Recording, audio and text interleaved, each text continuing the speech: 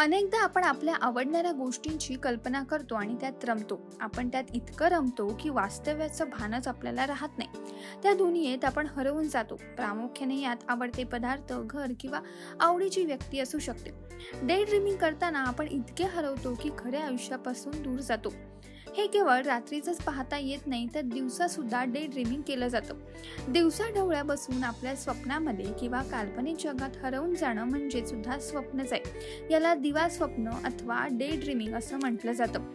Day ड्रीमिंगमुळे आपल्याला खरं तर रिलॅक्स वाटतं, पण सतत डे ड्रीमिंग केल्याने आपल्या शरीरावर याचा गंभीर परिणाम होऊ शकतो. डे ड्रीमिंगचे गंभीर परिणाम पाहण्याआधी आपण पाहूयात त्याची लक्षणे.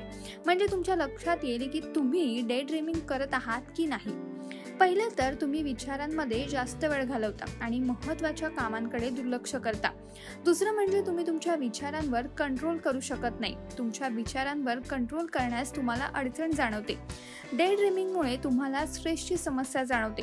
आणि तिसरं म्हणजे तुम्ही अनेक प्रयत्न करूनही डे ड्रीमिंग करणं थांबवू शकत नाही. आता पाहूयात याचे काही फायदे आणि तोटे सुद्धा.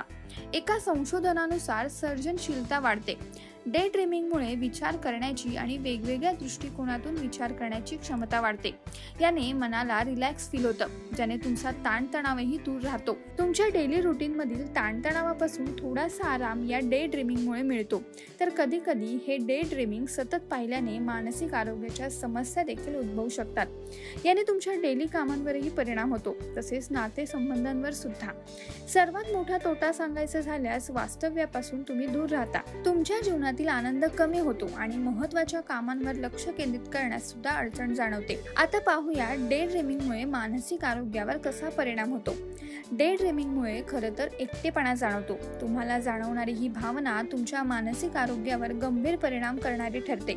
डे ड्रीमिंगमुळे वास्तव्यापासून तुम्ही दूर राहता. तसेच तुम्ही डिप्रेशन, ताणतणाव सारख्या समस्यांनी ग्रासले जाण्याची शक्यता सुद्धा असते.